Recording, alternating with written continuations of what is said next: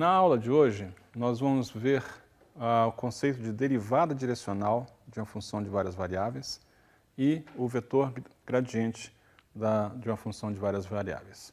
Então, nós vamos lidar com algumas definições, os gráficos e alguns poucos exemplos.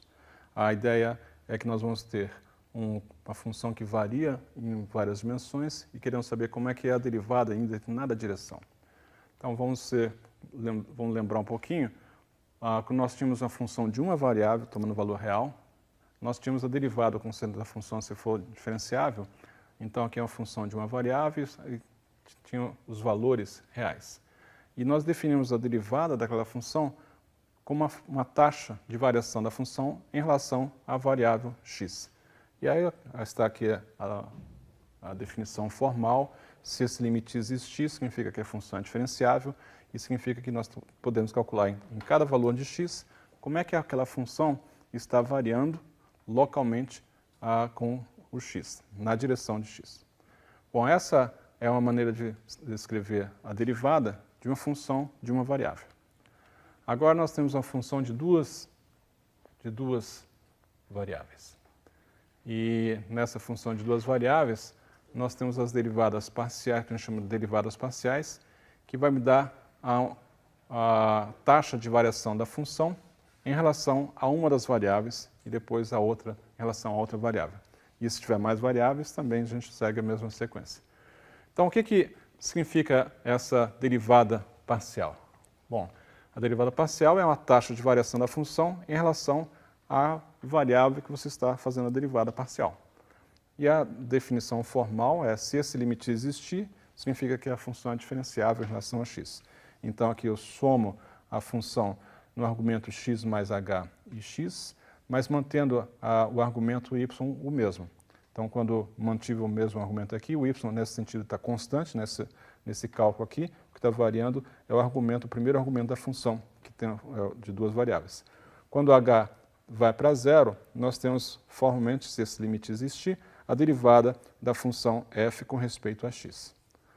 A notação, como vocês já viram, a notação dessa pode ser como sendo esses símbolos del x da função f, ou então apenas um subscrito da função em relação a x, vai indicar que é uma derivada parcial com respeito a x. Bom, então é importante que mede a taxa de variação da função em relação a uma das variáveis.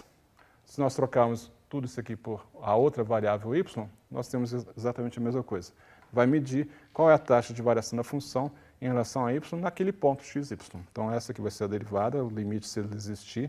Aqui o x está mantido constante e o h, o segundo argumento é que está variando, y mais h e y faz a diferença, divide por h. Se esse limite, quando h tende a zero, existir, significa que isso aqui é uma função diferenciável em y. E essa derivada parcial, então, mede a taxa de variação da função em relação à variável y. Agora, x e y está no nosso plano cartesiano, que se nós pensarmos como um espaço vetorial, estão na direção unitária x e na direção unitária y. Então, o que nós temos aqui, em geral, pontos x, y, e nós avaliamos como que a função varia ao longo da direção x, essa aqui é a direção x, e aí nós comparamos o valor da função em x, y e em x mais h, y. E a diferença de por h me dá a derivada parcial ao longo dessa direção. E se nós fizermos isso na direção y, nós temos a derivada parcial ao longo dessa direção. Bom, e se nós não quisermos exatamente essas direções x e y? Então, aí surge o conceito de derivada direcional. Então, a gente não precisa ficar preso apenas às direções canônicas do plano cartesiano. Nós podemos pensar em um vetor qualquer, um vetor unitário, e aqui em duas dimensões vai ter as entradas a e b. A norma desse vetor vai ser 1, para a gente simplificar, de tal forma que, pela norma da função, isso aqui a ao quadrado mais b ao quadrado tem que ser 1. A derivada direcional vai medir a taxa de variação da função no ponto x, y, calculado na direção do vetor u. E a notação vai ser praticamente a mesma coisa. Nós vamos mudar o ponto de x, y para x mais h e y mais bh e comparar com o valor que essa função toma apenas nos pontos xy. Essa diferença no numerador, dividir por h, se esse limite, quando h tende a zero, existir, isso vai me dar o valor da derivada da função direcional na direção u, no ponto calculado em xy. Bom, então essa é a maneira de definir uma derivada direcional que fuja apenas da direção canônica xy. Isso pode ser importante porque a gente tem aqui, digamos, esse vetor aqui é o vetor u. Eu quero saber como a minha função varia, a taxa de variação da função varia nesse ponto aqui, não em xy, mas eu quero saber exatamente como ela está variando nessa direção u, uma direção que a gente está assumindo unitária. Bom, isso é interessante porque eu tenho aqui, por exemplo, o mapa da temperatura do estado de São Paulo, em 2014, na semana 19 a 25 de maio. Essa aqui é o mapa da temperatura de São Paulo. E eu quero saber como é que essas temperaturas variam ao longo das direções. E ficaria muito limitante você apenas conhecer as variações na direção norte e na direção leste-oeste. Eu quero saber, por exemplo, uma coisa que não seja na direção canônica norte-sul, leste-oeste. Então, eu quero saber, por exemplo, qual a variação da temperatura nessa direção aqui, por exemplo. Então, essa seria uma maneira de você indicar que eu quero saber uma taxa de variação direcional fora das direções canônicas. Então, por exemplo, aqui, a região mais fria até aqui, mais ou menos no fator de 12 graus, e se eu observar a região mais quente está por aqui, nós temos um vetor nessa direção, e aí eu posso calcular qual é a taxa de variação da temperatura ao longo dessa direção.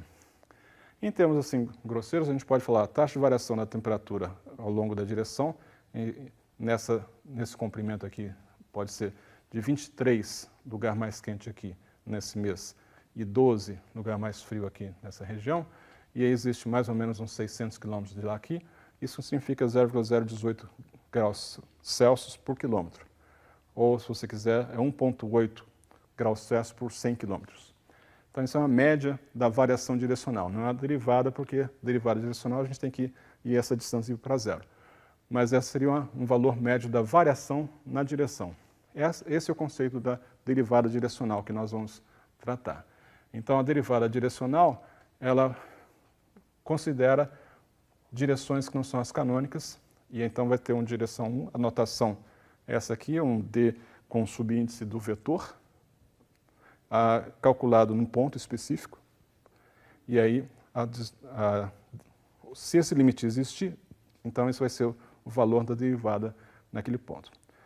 Bom, dá para demonstrar que essa expressão aqui pode ser decomposta em derivadas parciais com respeito à variável x e à variável y, levando em consideração exatamente as entradas do vetor unitário, A e B.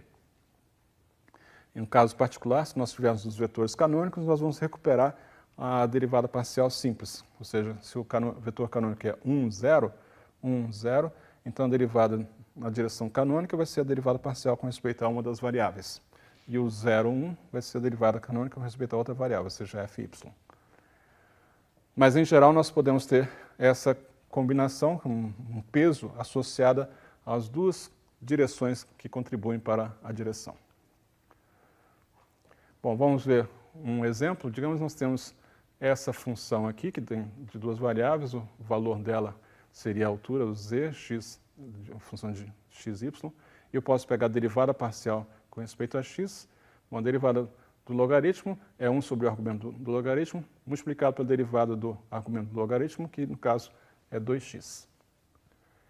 E tinha um sinal menos aqui, então continua o sinal menos lá. A derivada parcial com respeito a y vai ser a derivada do argumento do logaritmo, que é 1 sobre o argumento do logaritmo, multiplicado pela derivada do que está dentro do argumento do logaritmo com respeito a y, que vai ser 2y. Então, essas são as derivadas parciais dessa função. Mas essas são as derivadas nas direções x e y, que são perpendiculares. Então, se nós olharmos mais claramente para essa função ela tem um pico. Quando x e y são iguais a zero, ou seja, a origem, o logaritmo de zero não está definido. Então, essa função não está definida em x e y igual a zero, que é a origem. Mas, em particular, se nós tivermos um círculo de raio unitário, o logaritmo de 1 é zero. Então, essa função se anula exatamente no ciclo de raio 1. E as curvas de nível são as curvas para as quais x² mais y² é uma constante, ou seja, são círculos. E aqui nós temos a representação do gráfico dessa função. O gráfico são as alturas, as curvas de níveis estão desenhadas aqui, numa representação tridimensional. E aqui nós temos o morro. Se nós não cortássemos o gráfico aqui, isso aqui iria tender para infinito. Eu vejo que quando x e y vai para zero, o logaritmo tende a menos infinito, com esse menos vai dar mais. Então nós temos um morro aqui, um morro logaritmo, vamos dizer assim, um pico. E as curvas de nível são esses círculos. Muito bem.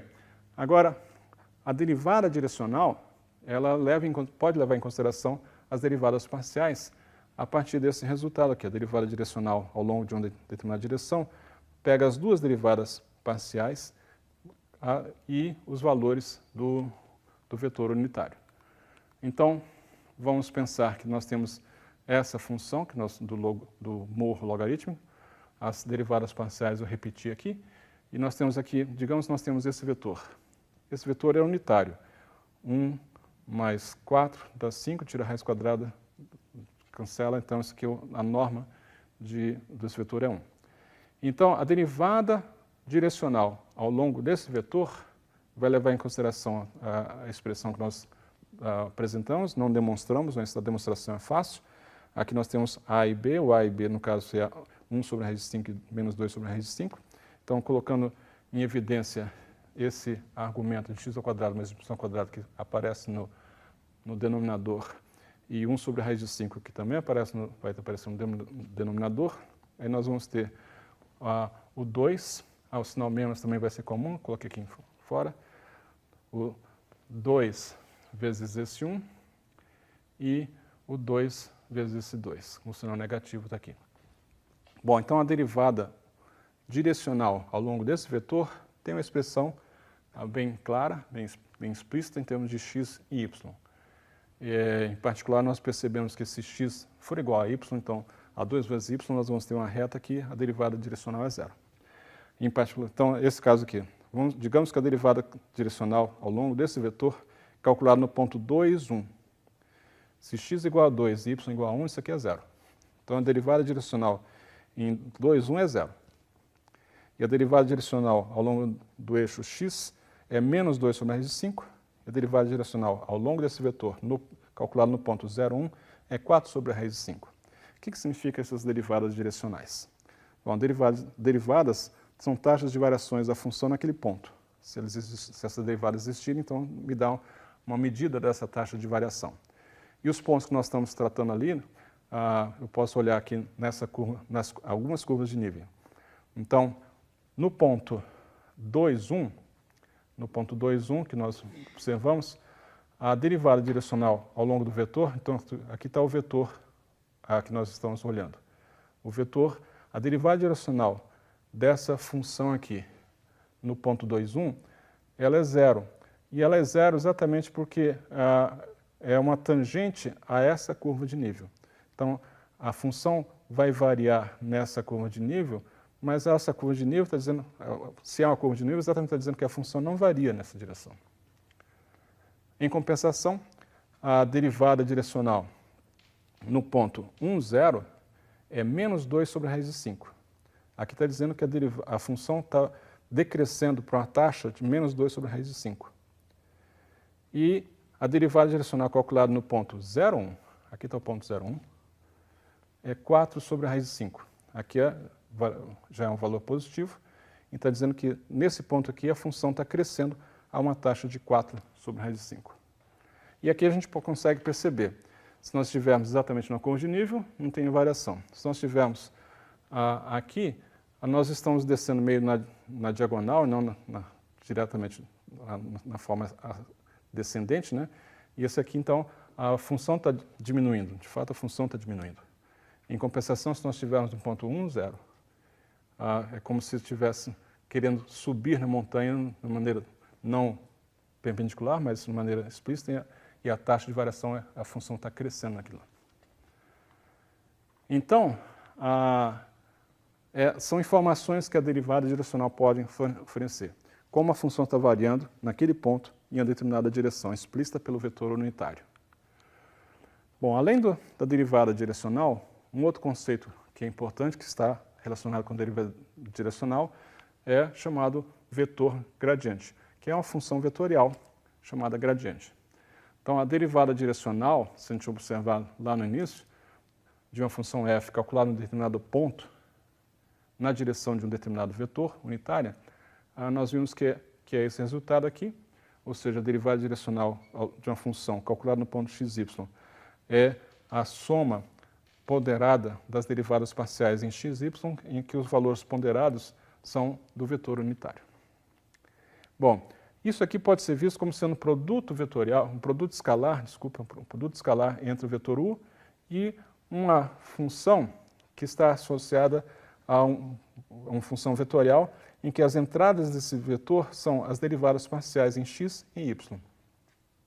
Então, se eu chamar essa notação aqui, que a gente vai chamar de grade de f, ou então gradiente de f, ou vetor gradiente de f. Às vezes a gente escreve como grade de f, então aqui vai ser um nabla f.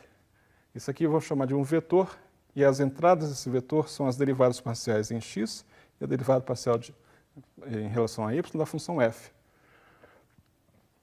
Então, essa expressão aqui, nada mais, nada menos, é do que o produto escalar entre esse vetor e esse vetor. Então, o produto escalar entre esse vetor e esse vetor me dá a derivada direcional. Com a derivada direcional, a gente sabe como é que a função varia em determinado ponto, se a função for, obviamente, diferenciável. Em geral, tanto a derivada direcional quanto a função gradiente estarão definidos em determinado subconjunto do vetor domínio da função f, onde a função f seja diferenciável. Bom, os valores extremos, isso aqui é um resultado que dá para se demonstrar, e é fácil demonstrar a partir daqui, os valores máximos ou mínimos de uma derivada direcional vai acontecer quando os vetores da direção que você quer e o vetor gradiente estão na mesma direção. Bom, isso é fácil mostrar que se a derivada direcional ao longo de um vetor é o produto escalar entre o vetor e a função gradiente da função f, que é um vetor, então nós vimos lá em álgebra linear e geometria analítica que esse produto escalar é a norma de um vezes a norma do outro, vezes o cosseno do ângulo entre os dois vetores. O cosseno varia entre menos 1 e 1, o θ está exatamente o ângulo entre os vetores, e está variando de 0 até π, em ângulos radianos. Então, o cosseno varia de menos 1 a 1. Então, o maior valor que pode acontecer para essa derivada direcional vai acontecer quando θ igual a 0, porque o cosseno de 0 é 1. E o cosseno de 0 o θ ser 0 significa que nós temos os dois vetores na mesma direção e no mesmo sentido. E, em compensação, do outro lado, se θ for igual a π, nós vamos ter cosseno vale menos 1, e aí vai ser o menor valor possível para o cosseno e, portanto, o menor valor possível para a derivada, quando θ for igual a π, ou seja, os dois vetores estão na mesma direção, no entanto, em sentidos opostos. Então, os valores extremos vão acontecer quando os dois vetores, direcional e o gradiente, estiverem na mesma direção. E se estiverem no mesmo sentido, isso aqui vai ser um valor máximo, se estiver em sentidos opostos vai ser um valor mínimo, mas esse é o valor da função derivada direcional em um determinado ponto. Bom, vamos ver aqui na função que nós já vimos, do morro logaritmo, as derivadas parciais estão repetidas ali, que nós já calculamos. Então, o gradiente é um vetor. O gradiente vai ser um vetor que vai estar associado a cada direção aos valores respectivos da derivada parcial. Então, na direção x, nós vamos ter aquele x vezes isso aqui que está comum. E na direção y, aqui está a direção y, vai ser exatamente esse fator 2 aqui, tudo no denominador x² mais y². Então, esse aqui é o vetor em cada ponto xy, aqui é o ponto xy, aqui vai ser o vetor xy multiplicado por esse número aqui. Bom, então, e a gente pode até calcular a norma desse vetor. A norma desse vetor vai ser a norma desse número aqui com sinal vai embora por causa da norma, fica 2 sobre 1 sobre x ao quadrado mais y ao quadrado. Isso aqui é x ao quadrado mais y ao quadrado, tira a raiz quadrada. Aí tem raiz quadrada em cima, tem raiz quadrada embaixo, a gente pode cancelar.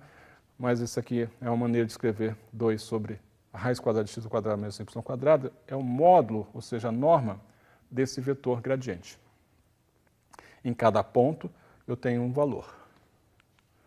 No caso aqui, nós temos uma função que tem uma simetria circular, ou seja, como a função dessa forma, para círculos, isso aqui é constante. E, de fato, não por acaso, as curvas de nível são circulares. E o gradiente da função calculado num determinado ponto, dá para ver, nós calculamos aqui o gradiente da função calculado no ponto 2,1, nesse ponto aqui 2,1, vai ser o vetor, aqui tem o número menos 2 sobre 5, e daí o sinal está apontando para cá, e o vetor tem a direção 2,1. A norma, ou seja, o módulo desse vetor, é essa expressão 2 sobre a raiz de 5. Bom, aqui está indicando então que a função tem essa direção e ela aponta exatamente para a direção onde a função mais cresce, porque esse é o argumento da derivada direcional. Se eu pegar uma direção da função que coincida com o vetor gradiente, é onde a derivada direcional mais cresce. Então, nós vamos que essa aqui está apontando para o valor que a função cresce. Então, de fato, para o centro se a gente quiser escalar essa montanha aqui, escalar sempre na direção apontando para o centro da montanha, nós vamos pegar os pontos mais íngremes. Então, isso é a maneira com que o gradiente indica para você qual a direção que a função mais cresce, em cada ponto. Vou terminar aqui com só uma expressão, que nós demos vários exemplos em 2 dimensões, mas nós podemos ter exemplos em 3 dimensões. Aqui é uma função exponencial dessa forma. Eu posso calcular todas as derivadas parciais. Com as derivadas parciais eu tenho um vetor gradiente. Aqui está um vetor. Eu estou aproveitando todos esses valores aqui. E a diferença é x, o dobro de y e o dobro do dobro de z, multiplicado por um fator comum. Isso aqui é o meu vetor gradiente calculado em cada um dos pontos x, y. A norma desse vetor também está aqui. Essa expressão aqui já não tem a simetria circular e é uma expressão, um valor real para 3 variáveis. Nós temos então o gradiente, vai ser um vetor de 3 dimensões. Bom, a conclusão é que nós temos derivada direcional e gradiente, uma série de aplicações, eu recomendo fortemente que vocês dominem isso. Associado a isso vai estar um plano tangente a uma determinada superfície, aproximações e interpolações podem ser feitas com a ajuda do gradiente. O gradiente dá uma direção em sentido da maior taxa de crescimento da função f em um determinado ponto, que eu já falei, e o gradiente f é ortogonal às curvas de superfície, ou às curvas de nível ou à superfície de nível, em determinado ponto. Então isso é importante porque a gente pode então indicar em cada ponto aqui qual a direção que a função mais cresce ou mais decresce. Bom, então nós vimos hoje 2 importantes definições e algumas aplicações que são as derivadas direcionais e a função vetorial gradiente.